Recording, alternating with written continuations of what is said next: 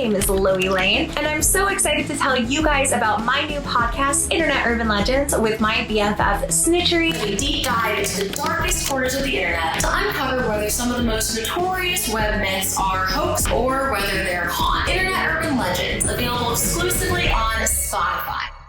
Hello, my loves. Welcome back to my channel, or welcome to my channel if you are new here. Hi, hello, my name is Loey. Recently, I found myself absolutely obsessed with the story and case of HH Holmes, who was America's first and potentially worst serial killer. In the late 1800s, H.H. Holmes constructed a building that would later be known as the Murder Castle. And today, we're going to be looking into his absolutely bizarre history and life, the murders that he committed, and looking into the conspiracy theory that maybe, just maybe, he got away with it all. Before we get into today's video, I want to say the hugest thank you to our sponsor, Bandai Namco, who has asked me today to talk a little bit about the new video game from the Dark Pictures anthology titled The Devil in Me. The Devil in Me is a new horror game in the Dark Pictures anthology and actually marks the end of season 1 of the Dark Pictures anthology. It's from the same studio, Supermassive Games, who brought you Until Dawn, which is such a phenomenal horror title, so you know it's going to be good. The Dark Pictures anthology is a series of standalone cinematic horror games that are more like experiences. And the decisions that you make in these games greatly impact the story that unfolds in front of you. Each game in the Dark Pictures anthology is inspired by a real-world fact, fiction, or legend. So to tell you a bit about this game, which I'm absolutely obsessed with and we have to stream at some point here on my channel. A small TV production company by the name of Lana Entertainment is currently filming a series in the world of our game. The series is called Architects of Murder and follows along the stories, tales, and murders of famous American serial killers. But the production company has kind of run out of money, ideas, and is at a bit of a standstill. That is, until they get a call from a wealthy benefactor. He is a wealthy architect and a collector, and believes that he has something that could be of use to them. It's not just something.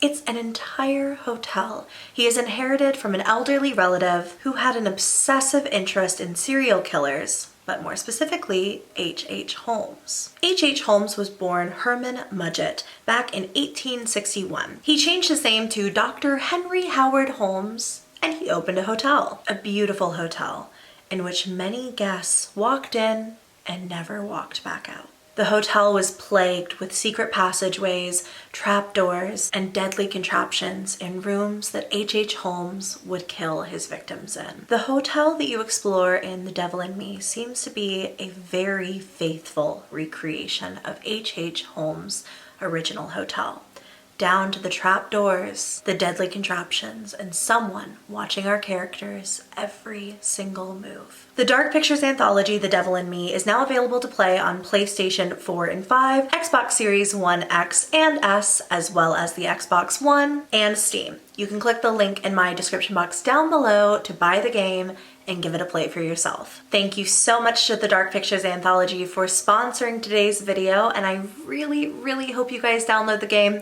Once again, I will have a link for you all to go and purchase it for yourselves down below. Now, let's get into the story. A few content warnings before we get into today's video. We will be talking about death and murder by the hands of a serial killer, so there are multiple victims, and some of those victims were children. I don't get too terribly graphic here on my channel, but I did just want to let you know. H.H. Holmes actually was not always H.H. Holmes. He was born as Herman Mudgett on May 16th of 1861, making him a Taurus. We do not claim him. And he was born in New Hampshire to parents Levi and Theodate. I think that's how you say it. And fun fact about his parents, they were descendants of the very first immigrants who eventually wandered into this area. We will be calling this man Holmes instead of Herman Mudgett and then changing his name later just because I think it's easier. But know that up until a certain point, which I will tell you about, he was going by the name Herman. Holmes had 2 older siblings, a brother named Arthur and a sister named Ellen, and then he was the 3rd child, and he was followed by his younger sister Mary. It's said that Holmes's father worked a lot to keep the family afloat. While he was a farmer, and seemingly a somewhat well-off farmer at that, he also worked as a trader and a house painter. And he worked fairly long hours and worked a ton, and it's said that the family, the Mudgett family, was fairly well off for this period in time. There will be so many times throughout this video where I'll say it was rumored that or allegedly this, because this happened in the 1800s. There's not a ton of records from that time, and a lot of these stories are just kind of word of mouth that have passed down through people through generations. So there's not a ton of information on Holmes's childhood and upbringing, but there are a few kind of key notes to bring up here. It's said that his father was abusive towards the family. No specific stories or anything like that, just that he was abusive and violent towards his children. And it's said that very early on, Holmes would adapt the stereotypical, hobbies of a serial killer, meaning that he was torturing and killing animals. Holmes would go on to study at a medical school, so it's possible that people just sort of brushed that off as a very morbid curiosity. Speaking of medical school, I guess another interesting tidbit about H.H. Holmes' childhood is that when Holmes graduated from Phillips Exeter Academy, he was only 16 years old, and it didn't seem like he was too sure of where his life was going to go. Initially, he took on teaching jobs in nearby areas, and he was still under the age of 18, but again, this is the 1800s, and things were very, very different. In 1978, he met and married his first wife, Clara Levering. This was while he was teaching in Alton, New Hampshire, but again, Holmes was just kind of getting his hands in a ton of different stuff. So it's said that he met Clara while working on a farm, I think with his father, and Clara was with somebody else. Holmes was instantly in love with her and wanted to be with her, but Clara had a man. However, this man was not particularly nice to Clara. So Holmes was the first person, I guess, that sort of stood up for her to this guy, and Clara really fell for him and fell for that act of kindness. And pretty soon they were together and married, and they did have one child together named Robert Levering Mudgett, and he was born in 1880. Finally, after all of this, Holmes is moving an interesting pace through life, right? He's a kid, he's still a child when he goes on to teach, then he meets his wife, and now he's finally going to enroll in university. When he started university at the age of 18, first off, he was at the University of Vermont, but he found himself less than satisfied with the education, and he decided that he would simply leave. So he did after just 1 year, and then he went on to study at the University of Michigan. And Holmes was studying medicine and surgery. Now, I said earlier that it's kind of interesting Holmes went into medicine and surgery, and that's because he was very squeamish. He hated the doctors as a child, had such a phobia of it that his childhood bullies knew this about him, and went so far as to kind of, prank Holmes. I don't know what you could call this, just bully him in this way. They wound up taking him to the local doctor's office and shoving him inside, locking the door behind him. So Holmes was trapped in a doctor's office, which already gave him so much anxiety, but in that doctor's office was a human skeleton. After the initial panic subsided though, it's said that Holmes kind of just started looking at the skeleton a bit more closely.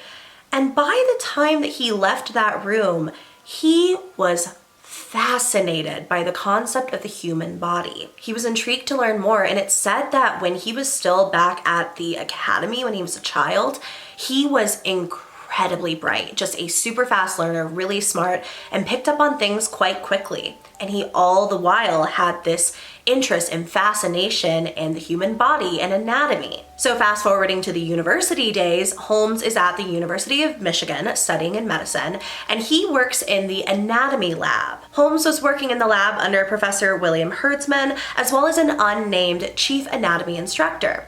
The thing about these two people, kind of separate from Holmes, is that they were rumored, I guess rumored is even kind of a weird word here, they were just known to steal bodies. Now, back at this point in time, it was really hard for medical schools to get access to cadavers. People weren't willingly donating their body to science. There was a lot of, I think, religious aspects in those days, and people wanted to be put in the ground, and that was pretty much it. So it's actually not that weird that this was happening, but the professor and the chief anatomy instructor were known in the area to be going into the graveyards at night and literally grave robbing bodies. Now, this meant for HH Holmes that he had access to a lot of human bodies. Granted, of course, they're already dead bodies, but Holmes had a bit of a plan up his sleeve. See, he was fascinated with dissection. He was fascinated with human anatomy, and he would just kind of sneak the bodies out of the building, take them home, and dissect them. This would be just like a very morbid, weird thing to do if it was all just in the name of science. But it gets a lot worse. He would mutilate the bodies past the point of recognition, and then he would make up an alias for them. He would make up a name, a life story, whatever, and then claim insurance policies on them. He would claim life insurance policies on these dead bodies, giving them fake names, giving them like a fake life, and just saying, well, yeah, they died in a house fire. This is, John Smith or whatever. And the insurance companies would pay him. Holmes found a lot of success with this. He wound up making a lot of money and successfully claiming many life insurance policies. And until he confessed to his crimes, like way, way later, it seemed no one was the wiser. Granted, again, 1800s. I don't even really know how they kept track of who lived and who died back then. Holmes graduated university in 1884, but that was not the only noteworthy thing to mention for this year. Housemates of Holmes said that it was around this time that they noticed that Holmes was becoming very violent and abusive towards his wife, Clara. And it said that Clara kind of just one day up and left in 1884, taking their son with her. Holmes would never see his wife or his son again, despite the fact that he remained married to her until his death. Holmes would marry women, never divorce them, just kind of leave them in the dust and or do worse, and then he would do it again and do it again, and he would just never get divorced. So he and Clara were married for nearly 20 years until his death. And it's crazy because they just weren't divorced, and he was just married to like 3 women at the same time. A string of weird events would follow Holmes after this. Some of these might be chalked up to legend, but I'm going to give you the most basic rundown of sort of the start of his shady behavior. Already we have him, lying about dead bodies and stuff like that. But of course, from here, it gets worse. He is a serial killer. It's said Holmes would be seen out in public with young boys, and he would just be seen talking to children, to young boys specifically. They would be seen in his company, and then they would disappear. And when people would question Holmes about it, he would have some sort of excuse, and then he would skip town. He even worked at a drugstore in Philadelphia at one point, but fled town shortly after a young boy died after taking medicine that was given to him by Holmes at the drugstore. It was in 1886 that Holmes moved to Chicago and officially changed his name to Henry Howard Holmes in order to have a fresh start. Holmes had a ton of different aliases, he would use the H's in his names for different things, so that if someone was like, oh, well, I know that Henry Howard Holmes did X, Y, and Z, he would be like, oh, no, I'm Harry Howard Holmes. I don't know who Henry is. At first, in Chicago, he was working at a drugstore owned by a woman named Elizabeth S. Holton. But it wasn't long before he used the money that he made working there. It's also said that potentially he was swindling money out of this situation at the drugstore to buy a plot of land directly across the street. And this would be the construction site of what would later be known as the Murder Castle. Originally, blueprints were drafted for a 2-story building. Now, the idea of the building is that on the top floor, there would be apartments, and Holmes would have all of these apartments to rent out to people. There would be apartments and retail spaces, and Holmes would even have a competing drugstore to the one across the street. Ultimately, after all was said and done, the building would be a whopping 3 stories. The top floor was kind of like Holmes's little personal apartment. I guess little isn't even the right word. It was an entire floor he had to himself. So it was 3 floors with retail spaces and apartments, and the main floor was kind of like the storefront, and there was also a basement. Construction on the murder castle could be its own video, to be honest, because everything that went into it is so wild. Very, very early on in the process, Holmes was being caught not paying the people who were building the murder castle. The architects and steel company went unpaid, and they went on to sue Holmes in 1888, although it's unclear what this ever resulted in. And apparently, in order to keep people none the wiser as to what exactly he was building, Holmes would hire and fire construction companies. He would let them build a tiny, tiny, tiny bit of the giant hotel or building or whatever we want to call it at this point. He would allow them to build like a couple of square feet or however much. Then he would fire them. And then he would hire somebody else, and then he would fire them, and then he would hire somebody else and not pay them and then fire them. And this way, nobody really knew what he was up to. We talk about Holmes's first victim coming up, but it's honestly suspected that he had more prior to his first official victim. For example, one of Holmes's creditors died in the drugstore one day. One of the people that was giving Holmes money to do all of this just dropped dead one day in the drugstore that Holmes owned. His cause of death was apoplexy, which is also just failure of the pituitary gland.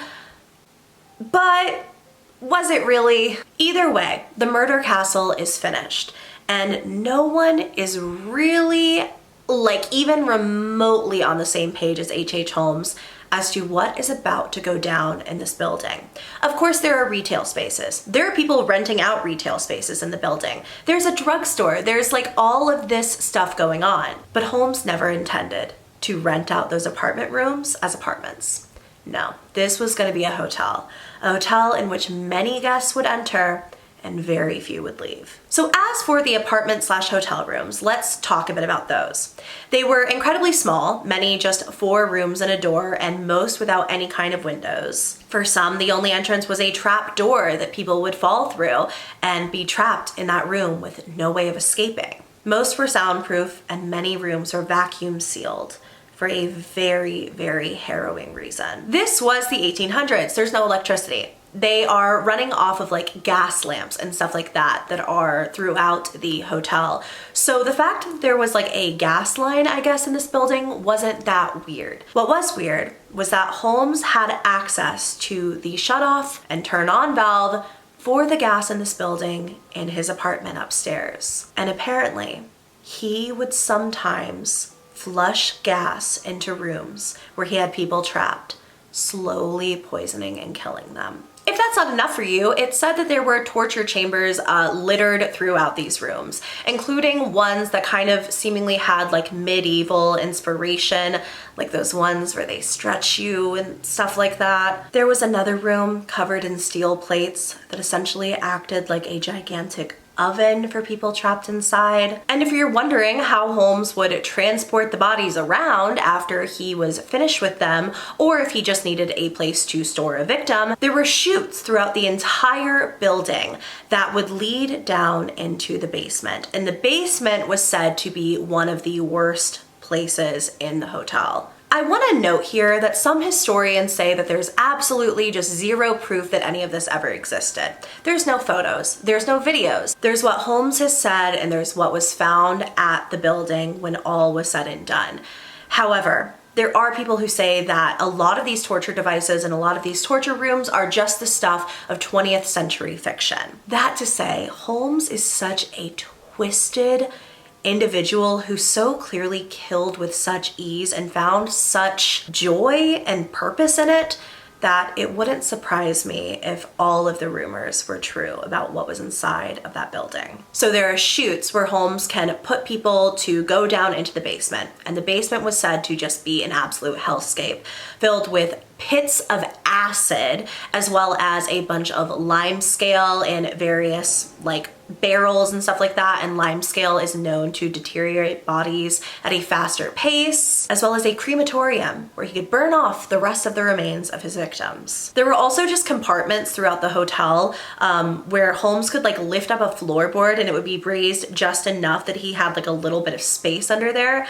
And it's said that he would store bodies there when he didn't know what to do with them. So people could be walking through the hotel or going to a retail space, none the wiser that they were literally walking over a dead body, or that there was somebody stowed away in the wall right next to their face. Rooms could only be locked from the outside. It's said that the hotel was a labyrinth of mazes, including stairs and doorways that went absolutely nowhere. And a lot of the people who ended up working at this building were never, ever allowed onto the second floor. As for the number of victims that Holmes had, the numbers vary quite a lot depending on who you ask. It could be as low as like 9, but as high as 200. And Holmes confessed in the end to 27 murders. He lured in these victims when he started hiring help for the hotel. This is a massive building. People in Chicago are really curious about it, like, ooh, what's this like giant shopping center and apartment complex that's popped up. So Holmes would put out classified ads advertising his hotel as a place for young women to work. In exchange for working there, they would of course be paid, and they would also get to stay at the hotel. Now, when he would bring on employees, Holmes would insist that they had to have a life insurance policy. To offset this, he would always offer to pay the premiums, and he would put himself down as the primary benefactor. So perhaps unsurprisingly, there are stories just aplenty of young women who would go to the hotel and never ever be seen again. They would show up for work, they would disappear, and then Holmes would collect his life insurance policies, and he was making bank. Because that's not the only money that he was making from his murders. Remember how I told you earlier that a lot of medical schools had to go through kind of unorthodox methods in order to get their hands on dead bodies to dissect and work on and learn more about the human body from? Well, Holmes would dissect his victims down to their skeletons and then sell those off to people who were none the wiser that these were his murder victims. They just thought that he was out there grave robbing like everyone else, and no, he was full on killing these people, claiming life insurance on them, and then selling their remains off for science. And then there's the World's Fair, which is kind of the start of the end for Holmes, but also where we have a lot of information on a bunch of different victims. The World's Fair came to Chicago in 1893 to celebrate the 400th anniversary of Christopher Columbus's arrival in the New World. At this time, this drew a massive, massive crowd of 27.3 million people. There was no way to research hotels, right? People were just showing up for the World's Fair and hoping that they would find a room somewhere to stay. And so Holmes would go to the fairgrounds himself and specifically target young women, walking up to them and saying, hey, listen, if you don't have anywhere to stay tonight, I'll give you a discount at my hotel. Like, you come, you stay, it's this really nice place, and we need to fill rooms out. And so people were like, yeah, we need places to stay, and this seems like a great place to do it. It's the Chicago World Fair, this is in a wonderful area, and it's a discounted room, so what more could you want? Except that many people who checked into the murder hotel never checked out. After all, they were from out of town, and in the 1800s, you didn't exactly have an easy way to contact your family and friends and say, hey, by the way, I'm staying at this hotel, and this is the man who, rented it to me, and obviously it was just a different world then. So Holmes was getting away with this, just picking tourists off left and right in the city of Chicago. And it's thought that he had many more victims than what I'm going to tell you about today, because finding their names is really, really, really hard. But these are the ones suspected to be linked to Holmes. The first is a woman named Julia Smith, who was the wife of a man named Ned, who worked at the local pharmacy in Holmes's building. He actually worked at the jewelry counter in the pharmacy. I guess pharmacies were kind of more like a Target or a Walmart or something back then. And Julia took quite a liking to Holmes, and they wound up having an affair behind her husband's back. When her husband Ned found out, he quit his job at Holmes's building and left his wife Julia to raise their daughter Pearl alone. Now, Julia is completely on her own, and it said that Holmes was like, don't worry, I'll take care of you. You stay here. But it wasn't long until Julia fell pregnant, allegedly by Holmes. And what happened, and this is again kind of all Holmes's own account of things, so we really just don't know, is that Julia is pregnant by Holmes and she's like, you can give me an abortion. I trust you to give me an abortion, because he's like this trained medical professional with like an actual degree, even though now he just runs a hotel. She's like, you give me an abortion, but in return, I want you to marry me. And Holmes is like, yeah, of course I'll marry you. Are you kidding me? But that never happened. In fact, Julia was never seen again, and her daughter Pearl was missing as well. When authorities would eventually search the hotel later, it was believed that there were child remains the size of Pearl found in the attic. Another victim was by the name of Emmeline Sigrand, and she started working in Holmes's building. And her fate is claimed to be quite similar to Julia's, that she met Holmes, they started a relationship together, he got her pregnant, offered her an abortion, and she was never seen again. Another woman was named Emily Van Tassel, and she worked for Holmes in the building, vanished without a trace, and no one ever heard from her again. Then there's the story of Minnie. In 1893, Holmes met Minnie Williams, a former actress who came to work at the hotel.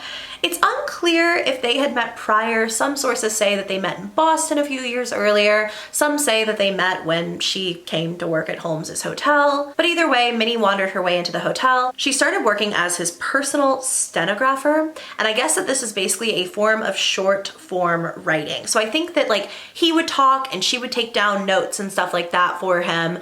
Or maybe she was bookkeeping. I really don't know. All I know is that she was working for him. And then, of course, Holmes charmed his way into seducing her in some capacity, as he tends to. I don't understand how this man was so incredibly charming. But Holmes and Minnie were said to call each other husband and wife, although she's not like on the official list of wives that he had, so I don't think that there's like a legal record of them being married. But he didn't want to marry her straight away. Instead, after meeting Minnie and learning more about her, he learned about a property that she owned down in Fort Worth, Texas. And this was a property that not only she had inherited, but also her sister. And I've seen multiple different, I guess, names for her sister. The Wikipedia page says the name Annie, while many other sources say Nanny. So I'm going to refer to Minnie's sister as Nanny here, but it's unclear what her actual name was. Holmes somehow charms the socks off of Minnie and says that he'll marry her if she will sign the deed for her property over to a man she had never met named Alexander Bond. Alexander Bond was just one of Holmes's aliases. Nanny actually came to visit Minnie, and it said that Nanny wrote a letter to her aunt saying that she planned to accompany brother Harry over to Europe. Once again, HH Holmes is Henry Howard Holmes, but he probably changed his name in this situation and introduced himself as Harry. But Minnie and Nanny went on to vanish in 1893. With the two girls out of the way, Holmes was now the only person who had any rights to that property in Fort Worth, Texas. And he got away with it again. It's possible that he had a hand in 6 other deaths occurring between 1891 and 1895. These people included Dr. Rustler, who had an office. He basically had an office for his practice in Holmes's building, and he went missing in 1892.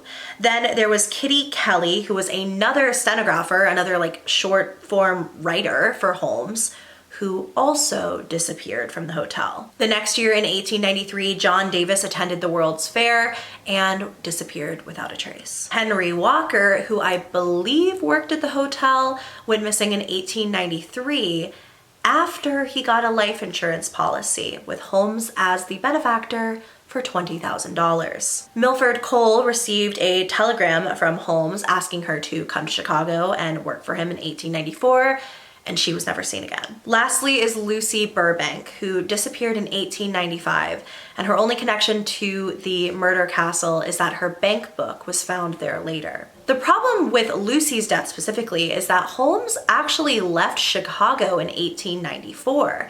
Now, insurance companies were like starting to catch on. I don't even necessarily know if they were starting to catch on to the amount of people that were dying around Holmes and those life insurance policies that he was claiming. He was wanted for arson that he may have committed in order to get more insurance money. So Holmes flees Chicago and he goes down to Fort Worth, Texas. Remember, he has a property down there that he essentially stole from Minnie and Nanny before killing them. Something I think is so fascinating and genuinely creepy is that it's said that Holmes started building another structure here in Fort Worth, Texas. Very, very similarly to the way that he built his murder castle in Chicago. So I don't know if he was fully just planning on like abandoning Chicago, just running that business from afar and never going back so he didn't get caught for all of his crimes, and just starting anew in Fort Worth, Texas. But it said that no one was ever killed here and the building was never finished. I didn't know where to mention this, but over the years, Holmes did marry 2 other women. His third wife was by the name of Georgiana Yoke, and it's unclear of how they met, just that they were married between 1894 and then his death in 1896. He referred to Minnie as his wife at one point, but there's no record of him marrying her. In fact, his second wife was a woman named Myrta Z. Belknap. And it's really confusing, but he was married to her while most of the stuff was going down in the murder castle. But it's unclear, like, was she really there? Did he marry her on a whim like he seemingly marries everyone else and then just ditch her and never get a divorce? We don't really know. But the length of this man's marriages is so funny to me because he was married to 3 separate people all at the same time that we know of, if there were not more. Like, he may have even legally been married to Minnie, we don't know. But he was married to 3 different women. Clara for like nearly 20 years. Myrta was for nearly a decade. And then he was married to his third wife, Georgiana, for like 2 years. So all of that is going on. He's down in Fort Worth, Texas. He's trying to build anew, but he's also just sort of like running all over the country, which is kind of what Holmes did. At some point during his life, he meets a man by the name of Benjamin Pitezel, and Benjamin Pitezel was Holmes's right-hand man. Pitezel was in for anything if Holmes told him to do it. He was described later as Holmes's tool and his creature in court. They were like best buddies. Pitezel was Holmes's little puppy dog and would do whatever he wanted, and Holmes did trust Pitezel. Not completely, but more than he'd ever trusted anyone else. And then there's kind of the end of HH Holmes's crime spree. So all of this is going on, and Holmes actually finally gets arrested. He was in jail after being caught selling like mortgaged goods in Missouri. Essentially, he would like buy mortgaged goods, like he would have a mortgage on like an item or something, and then he would sell them off. So he would only pay like a tiny amount up front, sell the goods off for full price, and then never pay his mortgage. Holmes does get bailed out, but prior to this, he ends up striking up a conversation with who I believe was his cellmate, and this was a convicted criminal by the name of Marion Hedgepeth. Now, Marion Hedgepeth and Holmes are chitter-chatting, and Holmes is like, yeah, I get away with everything. And I don't think he was telling him about the murders. Maybe he was, I don't know. But specifically, he was talking to Marion about all of the insurance fraud he had committed. And he and Marion hatch up a scheme. See, as they're talking, Marion is like, well, I know a lawyer that's like pretty trustworthy if you want to fake your death and then claim the insurance money. And that didn't actually end up panning out. But Holmes was like, I have a best buddy who will do anything I say. And so Holmes contacts Pitezel, Benjamin Pitezel, his best buddy, his little henchman, and he's like, we're gonna fake your death and we're gonna claim the life insurance policy. I'm gonna give this guy I met in jail $500 for recommending us a lawyer, and then between, you know, your family and me and then the lawyer, we'll all split the money. But he promised to give Marion Hedgepeth $500 basically for the tip-off about the lawyer. He never would pay that money. And it is what eventually got him caught, which I think is so funny. Like $500 is what would literally get Holmes caught for every single crime he ever committed. And this man has been making money just out the wazoo for his entire life. Like, you couldn't cough up the $500, bro. He probably never would have gotten caught. The plan for this insurance fraud was fairly simple. Peitzel would be killed in a lab explosion. Then Holmes, with his access to all of these cadavers back in Chicago, would go back. He would find, you know, a suitable body as a replacement for Peitzel, and that would be how they would fake his death. Like, Holmes would mutilate the body and make it, you know, resemble Peitzel as much as possible. Peitzel's wife would claim the life insurance. Also, it was going to be under like a pseudonym. It was going to be under like a fake alias. So then, after all was said and done, Peitzel could just go back to his normal life, and everybody could go back to their normal life, just a lot richer. So Peitzel and his wife and everyone involved is under the impression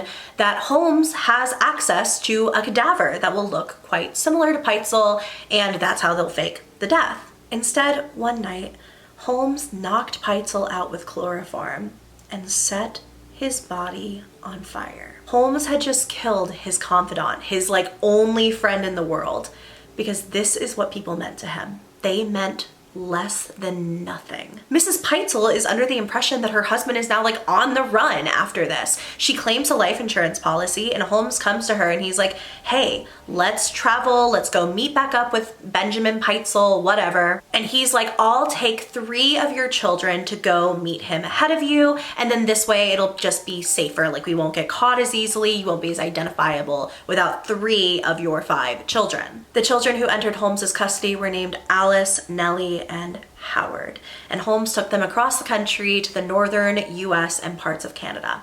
Mrs. Peitzel was traveling in like a parallel direction alongside them and was never that far away from her kids. Again, she believes that they're meeting up with her husband, and she's not too worried. This is HH Holmes. It's her husband's best friend. Marion Hedgepeth had not gotten his cut of the money though, and he's been waiting and waiting and waiting, and he never got that money from the insurance fraud. So he quietly goes to police and tips them off about Holmes's crime. Somehow Hedgepeth knew as well, like Marion Hedgepeth knew that Holmes had actually killed Peitzel. I don't know how he knew. So the police catch up with Mrs. Peitzel and they're like, hey, like, we know you did this, but also your husband is genuinely dead, and like HH Holmes is a serious danger to you and your family. And Mrs. Peitzel is like, oh my God, he has my 3 children. And Holmes went on to kill all 3 of the children in incredibly disturbing ways that I will not get into the details of here, but their remains were eventually found. Then Holmes was arrested in Boston in November of 1894, and they were holding him on like a horse theft charge from Texas because they didn't actually have any evidence of his crime so far, and they knew that if he were to get out of their custody, he was a definite flight risk, especially because his 3rd wife, Georgiana, had no idea what was going on. At least it's like said, she had no clue what he was up to. The bodies of Alice and Nellie Peitzel were found in 1895, and that was around the time that Chicago police decided to investigate H.H. Holmes's building. Of course, we know it as the Murder Castle. Surprisingly, there was no evidence found in Holmes's building that could link him back to like any crimes there. And I find that really interesting because items were found of people who had died. Like, I think I said earlier, one woman's like bank book was found there. I think that a piece of either Minnie or Nanny's hair was found inside of there, and like other belongings belonging to other missing people were found in the hotel. But I guess it just doesn't prove that Holmes had any wrongdoings in anyone's death or that anyone was dead at all. In the end, Holmes was convicted of only 1 murder, that being the murder of his friend, Benjamin Peitzel. He was immediately sentenced to death, and that was when he decided to confess. And he confessed to the death of 27 people. He claimed he had murdered 27 people. The problem here is that a lot of the people he confessed to killing were still alive. Personally, I feel pretty confident that Holmes probably killed a ton more people than he ever let on. To me, like, him naming people that he probably knew were alive in his confession was like a way of like playing around with police. It's like, yes, they know he's killed people. Yes, they have seen his building and they know what he's up to. They know that he was like this mass murderer. However, it's almost like he's like dangling the information in front of their face, right? Like still playing a game, saying like, oh yeah, I murdered so-and-so and so-and-so. And then the police were like, well, this person's alive. And he's like, yeah, but I murdered them. Holmes was eventually hung on May 7th, 1896. He was hung at the Philadelphia County Prison. And apparently, upon being hung, Holmes's neck did not snap the way that your neck is supposed to when you are hung. Instead, he slowly and painfully suffocated for 15 minutes until his body stopped twitching, which I think is a pretty worthy punishment. And that was the end of HH Holmes. There were a few other things that I wanted to mention kind of here at the end of the video. One is going to be the conspiracy around his death and the fact that people believe he bribed police in order to escape actually being hung, and the story I just told you about him being hung was not real. But the first story I wanted to tell was about a caretaker for HH Holmes's building. This was a man by the name of Patrick Quinlan, and in 1914 he took his own life, leaving a note stating simply, "I couldn't sleep." Relatives of Patrick say that he was plagued with nightmares and hallucinations. And what Holmes was rumored of, and also what he was convicted of, haunted Patrick until his death. That to say, Holmes's castle has been torn down. It's now replaced by a post office, so you can't like go visit it or anything like that, which I think is probably a good thing, especially because, again, stairs leading to nowhere, trapdoors absolutely everywhere, doors that went nowhere. Like, it's probably a pretty dangerous place to be in even now. In 2017, however, rumors began floating around that maybe HH Holmes never did die. After all, this was a man who evaded arrests for so many years despite multiple crimes, and he had access to so much money. Who knows how many properties? Like, we know how easily he swindled Minnie and Nanny out of their property in Texas. Who knows how much other stuff he had access to? In response to this, though, his body was actually exhumed. And this was done by the University of Pennsylvania Museum of Archaeology and Anthropology. Now, I guess I just thought this was like an interesting note. Holmes was buried under a ton of concrete, and this was like his dying wish, I guess, because he was convinced people were going to rob his grave, as he had done so many times before and just completely disrespected dead bodies, but he truly believed he deserved respect. And it's perhaps because of this that Holmes really didn't decompose.